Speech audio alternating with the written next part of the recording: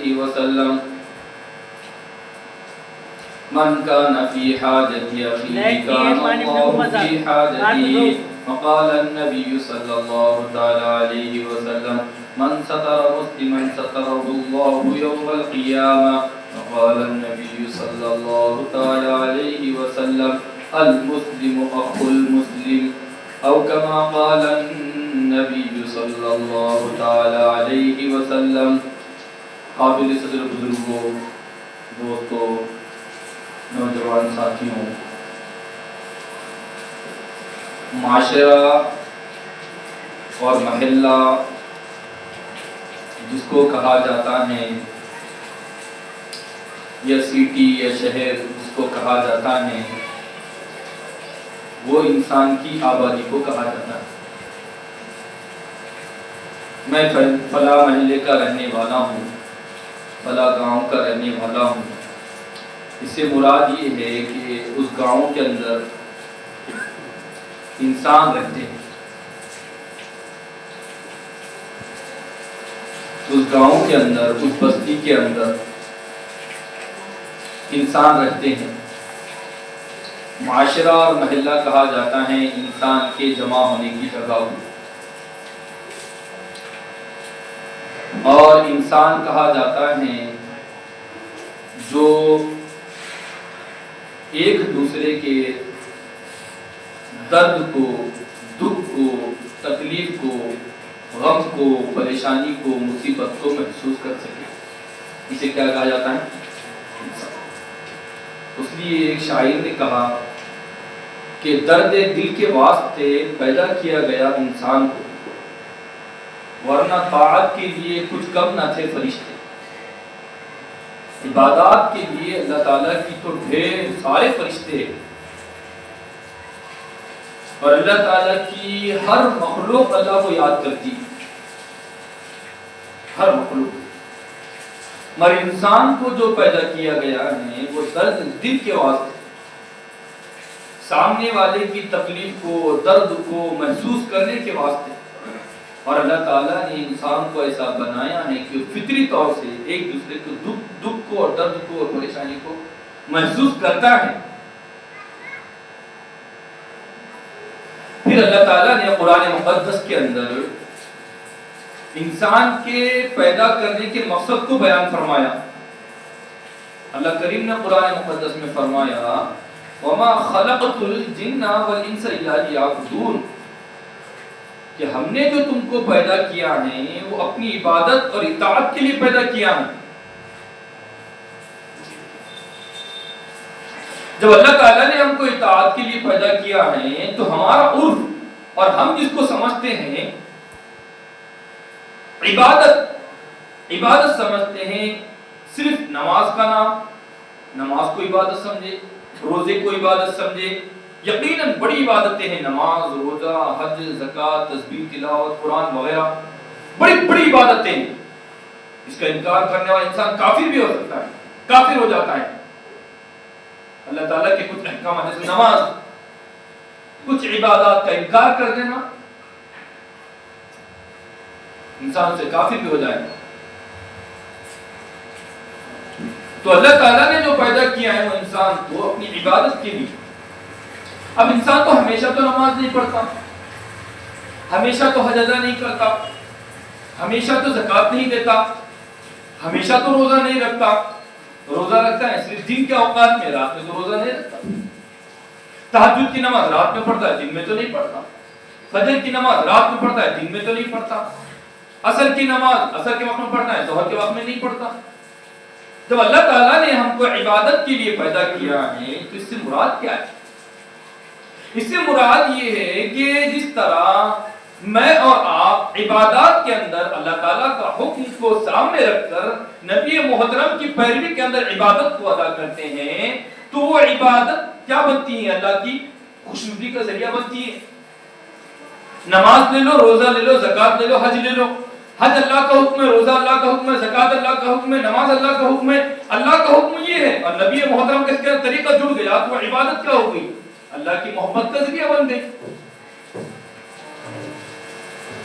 تو پھر وما خلقت الجن والانس الا لیعبدون کا مقصد یہ ہے، مفہوم یہ ہے کہ جس طرح نماز، روزہ، حج، زکات کے اندر اللہ کا حکم دیکھتے ہو، پیارے محمد کا طریقہ دیکھتے ہو، تو بقیہ جو زندگی ہے میری اور آپ کی جو زندگی کے باہر، عبادت کے باہر، مثال کے طور پر نماز کے باہر کی زندگی، زکات کے باہر کی زندگی، حج کے باہر کی زندگی، روزے کے باہر کی جو زندگی میں اور آپ گزار رہے ہیں، اس زندگی گزارنے کے اندر بھی پیارے محمد کا طریقہ دیکھو، وما خلقت الجن والانس الا لیعبدون بن گیا۔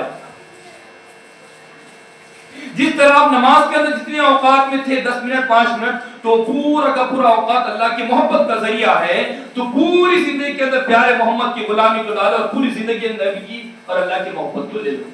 یہ مقصد ہے سب، یہ مقصد ہے، ٹیمپروری نہیں، نوکری نہیں ہے، یہ عبادت ہے، یہ محبت کا ذریعہ ہے۔ اللہ نے ہماری زندگی کو محبت اور عبادت بنایا۔ عبادت کیسے بنائیں گے اللہ تعالیٰ؟ پیارے محمد کی زندگی کو اپنی زندگی میں داخل کر دو۔ جس طرح عبادت کے اندر اللہ کے حکم اور نبی کا طریقہ دیکھتے ہیں، بقیہ جو زندگی ہے، اس بقیہ زندگی کے اندر بھی مجھ کو اور آپ کو اللہ کا حکم اور پیارے محمد کی غلامی دیکھنا ہے۔ تو ہماری زندگی کیا بن جائے گی؟ عبادت بن جائے گی۔ کہنے کا محاصل یہ ہے، میں اور آپ یوں ہی کر رہے ہیں، عبادت کے اندر اللہ کا حکم دیکھتے ہیں، نبی کا طریقہ دیکھتے ہیں، مگر ایک مسئلہ میرے ساتھ جو ہماری زندگی عبادت کے علاوہ جس کو ہم عبادت نہیں سمجھتے ہیں، مثال کے طور پر کمانا ہے، مثال کے طور پر کھانا ہے، مثال کے طور پر گھر والوں کی ضروریات کو پورا کرنا ہے، مثال کے طور پر حلال کاروبار کے لیے گھر سے دور جانا، حلال کاروبار کے لیے دکھ کو سکھ کو برداشت کرنا، گرمی سردی کو برداشت کرنا، ان تمام معاملات کو میں اور آپ عبادت نہیں سمجھتے۔ کیوں عبادت نہیں سمجھتے؟ اس لیے کہ اللہ کا حکم تو سمجھتے ہیں کہ حلال کمانے کے واسطے کرنا ہے، نبی کا طریقہ اس کا نہیں ہے۔ اس لیے مجھ کو اور آپ کو جس طرح میں اور آپ عبادت کے اندر اللہ کا حکم دیکھتے ہیں، اگر ہم ہماری باہر والی زندگی میں بھی دیکھیں گے تو ہماری باہر والی زندگی کیا بن جائیں گی؟ عبادت بن جائیں گی۔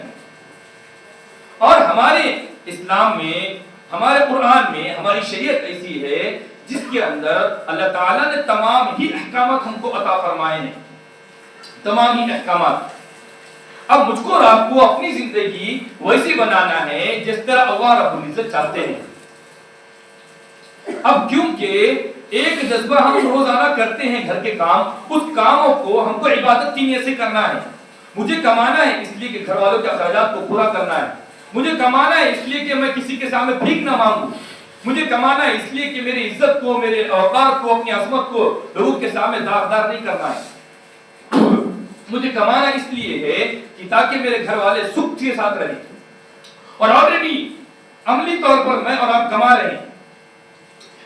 مسئلہ یہ ہے اس کمانے کے اندر میں اور آپ عبادت کی نیت نہیں کر رہے ہیں۔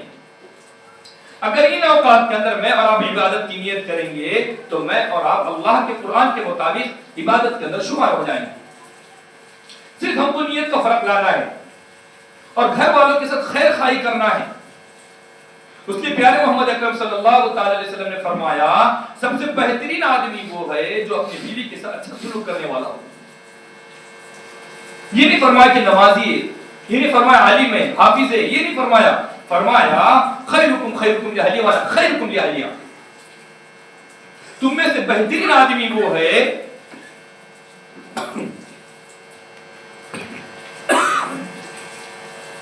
یہ بچے پانی کم پہ تو لائٹ نہیں ہے۔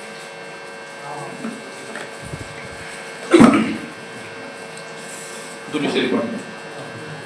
اللہم صلی اللہ علیہ وسلم۔ پیارے محمد کریم صلی اللہ تعالی علیہ وسلم نے فرمایا تم میں سے بہترین آدمی وہ ہے جو اپنی بیوی کے ساتھ سلوک کرنے والا ہے۔ تو گویا کہ ہم تمام معاملات کے اندر مجھ کو اور آپ کو ایک کام یہ کرنا ہے کہ اپنی نیتوں کو اور اپنے عمل کو، اپنے دل کی اصلاح کرنا ہے۔ وہ یہ ہے کہ میں جو بھی کام کر رہا ہوں اس کو عبادت کی نیت سے کر رہا ہوں۔ جیسا ایک آسان مثال یوں سمجھیے، گزشتہ کئی دنوں سے یہ جو ماحول ابھی چلا ہے ہمارے سامنے وہ الیکشن کا ووٹ کا دور چلا ہے۔ اس کے اندر آپ نے عام طور سے یہ سمجھا کہ دنیاوی معاملہ ہے، سیاسی معاملہ ہے، ایک جمہوری معاملہ ہے، اس کا اسلام کا کوئی تعلق نہیں ہے۔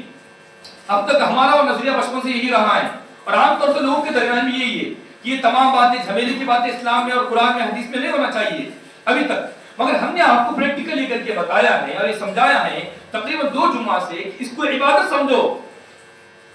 اگر آپ اس کو عبادت سمجھیں گے تو آپ کباڑہ نہیں کریں گے، اگر اس کو آپ عبادت سمجھیں گے تو 3000 4000 میں بیچیں گے نہیں، عبادت سمجھیں گے اللہ کا حکم سمجھیں گے تو نبی کے طریقے کے مطابق ادا کریں گے۔ سمجھ میں آ گئی اتنی باتیں؟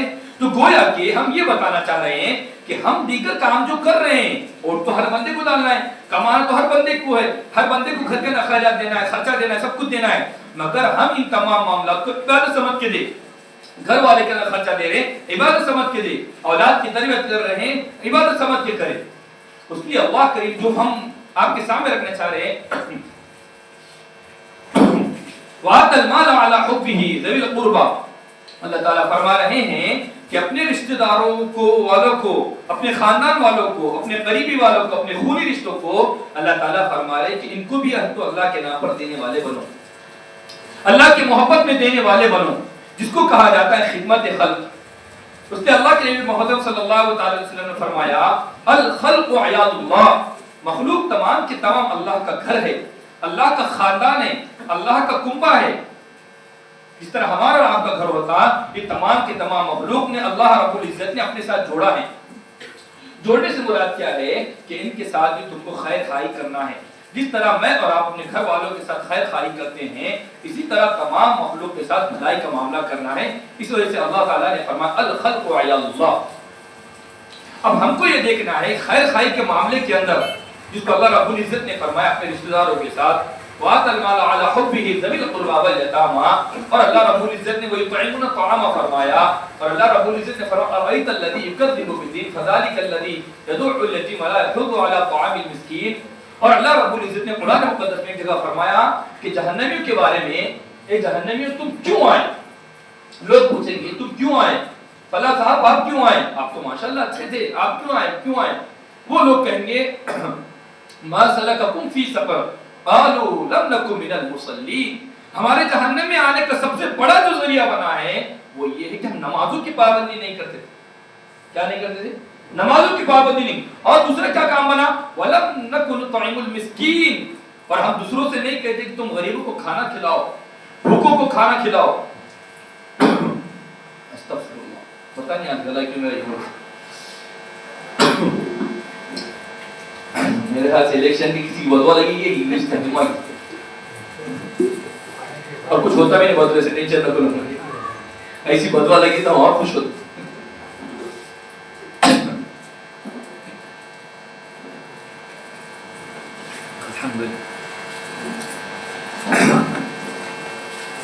میں چاہے وہ مائک اچھا ہو جائے میرا، میں آپ کے سامنے کچھ رکھوں بات، میرا آج مائک تھوڑا خراب ہو جاتا۔ تو اللہ تعالیٰ قرآن مقدس میں فرماتے ہیں کہ تمہارے جہنم میں آنے کا کیا ذریعہ بنا؟ تو وہ لوگ کہیں گے کہ ہم غریبوں کو کھانا نہیں کھلاتے تھے۔ آج ہمارے محلوں کے اندر اور خاندانوں کے اندر سب سے بڑا المیہ یہ ہے کہ ہم ان کے ساتھ حسن سلوک کا معاملہ نہیں کرتے، ان کی طرف توجہ نہیں دیتے، اپنے بھائی کی طرف توجہ نہیں دیتے، اپنی بہن کی طرف توجہ نہیں دیتے، ہم ہمارے پھوپھو اور پھوپھا اور تایا کی طرف توجہ نہیں دیتے۔ گویا کہ جو ہماری خاندانی لوگ ہیں، جن سے ہمارا خون کا وابستہ ہے، جن کا خون سے رشتہ ہے ہمارا اور آپ کا، ایک اسلامی رشتہ ہے، ایک محلے کا رشتہ ہے، خاندان کا، ایک برادری کا رشتہ ہے، ان رشتوں کو ہم اہمیت نہیں دیتے۔ حالانکہ اللہ کے نبی محترم صلی اللہ علیہ وسلم کی امتیازی خصوصیت جو حضرت عائشہ رضی اللہ تعالیٰ عنہ نے اور حضرت خدیجہ رضی اللہ تعالیٰ عنہ نے بیان فرمائی کہ پیارے محمد کریم آپ تو وہ شخصیت عظمیٰ ہیں انک لتصل الرحم، آپ تو خاندانوں کو جوڑتے ہیں۔ اس نے اللہ رب العزت قرآن مقدس کے اندر ایک حدیث قدسی ہے، غالباً ایک حدیث میں فرماتے پیارے محمد صلی اللہ تعالیٰ علیہ وسلم فرمایا جو خاندانوں کو جوڑوں گا میں اس کو جوڑوں گا۔ رحم، اس لیے بچہ کہاں پر رہتا؟ رحم داری کے اندر، خاندانوں کے صلہ رحمی کرو۔ فرمایا جو خاندانوں کو جوڑے گا میں اس کو اپنے ساتھ جوڑوں گا۔ اور ایک حدیث میں فرمایا جب اللہ کے عرش کے سائے کے اندر وہ لوگ رہیں گے، ان 7 لوگوں میں سے ایک آدمی وہ بھی ہوں گا جو اپنے خاندانوں کو جوڑنے والا ہوں گا، ان کے ساتھ ہمدردی والا معاملہ کرنے والا ہوں گا، ان کے ساتھ نیک سلوک کرنے والا ہوں گا۔ اور اللہ کے نبی پاک صلی اللہ علیہ وسلم نے فرمایا المسلم اخو المسلم، کہ مسلمان مسلمان کا بھائی ہوتا ہے، مسلمان مسلمان کے ایک جسم کے مانند ہے۔ اگر ایک جسم کو تکلیف پہنچتی ہے تو تمام بدن اس کے اندر شریک ہوتا ہے، پیر کو تکلیف پہنچی تو ہاتھ بھی اس کے اندر شریک ہوتا ہے، سر بھی اس کے اندر شریک ہوتا ہے۔ سر میں تکلیف ہوتی ہے تو پیر بھی اس کا ساتھ دیتا ہے. گویا کہ جس طرح ایک جسم ہے جس کے ایک عضو کو ایک حصے کو تکلیف پہنچتی ہے تو تمام بدن اس کے ساتھ شریک ہوتا ہے. جس خاندان کے اندر ایک بندے کا انتقال ہوتا ہے, ایک بندہ دکھ و تکلیف میں پریشانی میں ہوتا ہے تو تمام خاندان کے افراد محلے کے افراد جمع ہوتے ہیں. اللہ کے نبی نے فرمایا اسی طرح مسلمان ہونے کی حیثیت سے تمام مسلمان بھائی بھائی ہیں. ان کا خاندان اگر سے کیا الگ ہو, ان کا رشتہ الگ سے کیا الگ ہو, وہ دکھنے میں چھوٹے ہو اور دکھنے میں بڑے ہو, اگر سے ان کی نسبتیں کچھ اور ہو, مگر آپس میں کیا فرمایا پیارے نبی نے, المسلم اخو المسلم. تو میرے عزیزوں بزرگوں دوستو, میرا ماحصل اور آج کے کہنے کا موضوع یہ ہے کہ ہم ہمارے خاندانوں کے اندر جائزہ لیں, اپنے خاندانوں والوں کی دیکھ بھال کریں. ہمارے خاندان کے اندر کتنے لوگ ہیں جو میرے اور آپ کے تعاون کے محتاج ہیں, کتنے ایسے لوگ ہیں جو تعاون کو دیکھتے ہیں, کتنے ایسے لوگ ہیں جو غربت میں زندگی گزار رہے ہیں, جو پریشانی میں زندگی گزار رہے ہیں, جو قرضوں میں زندگی گزار رہے ہیں, جو مجبوریوں میں زندگی گزار رہے ہیں, جو لوگوں سے اپنا منہ چھپا چھپا کر زندگی گزار رہے ہیں, جو اپنے آپ کو دکھوں کو پریشانیوں کو غموں کو دلوں میں چھپا چھپا کر زندگی گزار رہے ہیں. اپنے خاندان میں ایسے بندوں کی مدد کرنے والے بنے, ایسے بندوں کی خدمت کرنے والے بنے, اپنے خاندان کے اندر خدمت کرنے والے بنے. اپنے والدین اگر پریشان ہیں اور ہم دور رہتے ہیں ان سے تو ان کی پریشانی کو دور کریں. اگر ہم ہمارے بھائیوں سے دور رہتے ہیں اپنے بھائیوں کی پریشانی کو دور کریں. ہماری بہنیں ہم سے دور رہتی ہیں ان کی بہنوں کی پریشانیوں کو دور کریں. عام طور سے ہمارے معاشرے کے اندر یہ دیکھا جا رہا ہے, ایک بھائی امیر ہے تو ماشاءاللہ امیر اور امر ہوتے جا رہا ہے, اور ایک بھائی غریب ہے تو غریب سے غریب تر ہوتے جا رہا ہے. دونوں کے اندر کوئی تقابل ہمیں نظر نہیں آ رہا ہے.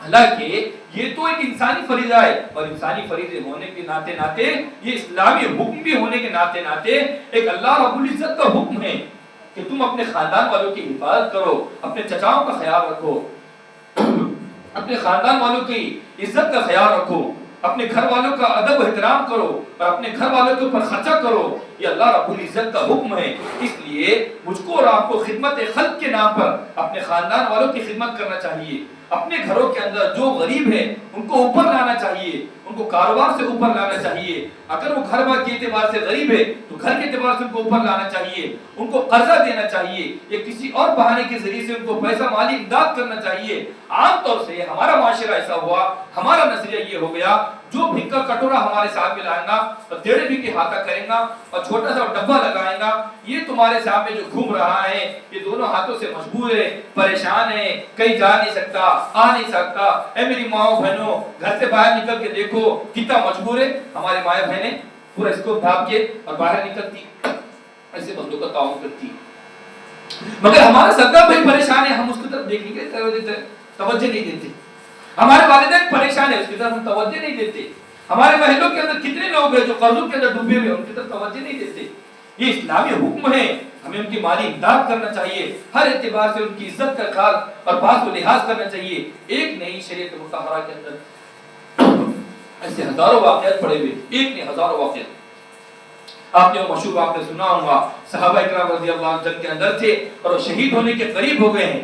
ایک صحابی نے کہا کہ پانی کو طلب کیا, تو پھر اس کے دوسرے آپس میں ایک اور صحابی تھے, وہ پانی کو طلب کر رہے تھے. وہ تیسرے صحابی تھے, وہ پانی کو طلب کر رہے تھے. جب ان کے سامنے پانی کو پیش کیا گیا تو انہوں نے دیکھا کہ اپنے بھائی سے پانی کی طلب کی بو آ رہی, انہوں نے کہا کہ ان کو پہلے پلاؤ. پھر انہوں نے دیکھا کہ میرے بازو میں ہے, اس کو پانی کی شدت لگی ہے, انہوں نے کہا کہ پہلے اس کو پلاؤ. پھر ان کے پاس لے کر گئے تو وہ دنیا سے شہید ہو گئے. پھر دوسرے کے پاس آئے تو وہ بھی شہید ہو گئے. پھر تیسرے کے پاس آئے تو وہ بھی شہید ہو گئے. تو ان صحابہ اکرام نے اور ہمارے نبی کے شاگردوں نے, ہمارے نبی نے ایسا ماحول بنایا تھا, ایسا مزاج بنایا تھا کہ اپنے آپ کو بھوکا پیاسا شہید ہونا برداشت کیا, مگر اپنے بھائی سے پہلے پینا برداشت نہیں. حضرت علی رضی اللہ عنہ نے حضرت حسین رضی اللہ عنہ کا واقعہ ہے, کھانے کے لیے بیٹھے, گھر پر دستک کیا, بھائی اللہ کے نام پہ کچھ دے دو. فرمایا روزے سے تھے اور ایک ہی لقمہ تھا, ایک ہی روٹی تھی, وہ کھانا تناول شروع ہی فرما رہے تھے, کسی نے ندا لگائی کہ اللہ کے نام پہ کچھ دے دو. حضرت حسین نے حضرت علی رضی اللہ عنہ کا کھانا اس کو دے دیا. ہمارے شریعت کے اندر ہمارے آبا و اجداد کیسی ہے, اور اللہ فرماتے ہیں یؤثرون علی انفسہم ولو کان بہم خصاصہ. ایمان والوں کی صفات میں, صحابہ کی صفات میں سے یہ ہے وہ خود اپنے آپ کو پریشانی میں ڈال کر دوسروں کا دکھ کو بانٹتے ہیں اور ان کے واسطے سہولت فراہم کرتے ہیں. ایک نہیں ہزاروں واقعات ہیں. اگر میرا گلا ساتھ دیتا آپ کے سامنے, وہ تمام مثالیں میں آپ کے سامنے رکھتا ہوں. حضرت عباس رضی اللہ تعالیٰ عنہ کو ایک آدمی نے کہا, حضرت جی میرے ایک معاملہ اٹکا ہوا ہے, آپ حل کر دو اس کو. فرمایا کیا معاملہ ہے؟ فرمایا پیسے وغیرہ نہیں ہے. فرمایا کہ فلاں صاحب ہے, ان سے آپ میری بات کر دو کہ میں فلاں تاریخ کو قرضہ دینے والا تھا یا کوئی مسئلہ حل کرنے والا تھا، وہ نہیں ہو سکتا فلاں تاریخ کو، میں اگلے تاریخ کو دے دوں گا۔ حضرت عباس رضی اللہ تعالیٰ عنہ جو مسجد کے اندر اعتکاف فرما رہے تھے، اپنے چپل کو لیا اور باہر نکل گئے۔ ان صحابی نے کہا کہ او بھائی، ان صحابی نے کہا کہ حضرت عباس آپ کا تو اعتکاف ہے۔ فرمایا مجھے بھی معلوم ہے میرا اعتکاف ہے۔ فرمایا تو مسجد کے باہر نکل گئے، آپ کا اعتکاف ٹوٹ گیا۔ فرمایا میں نے پیارے محمد کریم صلی اللہ تعالی علیہ وسلم کو فرماتے سنا، جو کسی مسلمان کی ضرورت کو پورا کرنے کے لیے باہر نکلتا ہے یا اس کی حاجت کو پورا کرنے کے لیے نکلتا ہے، پیارے محمد کریم فرماتے ہیں اللہ تعالیٰ کو 10 سال نفل اعتکاف کا ثواب دیتا ہے، ایک حاجت کو پوری کرنا۔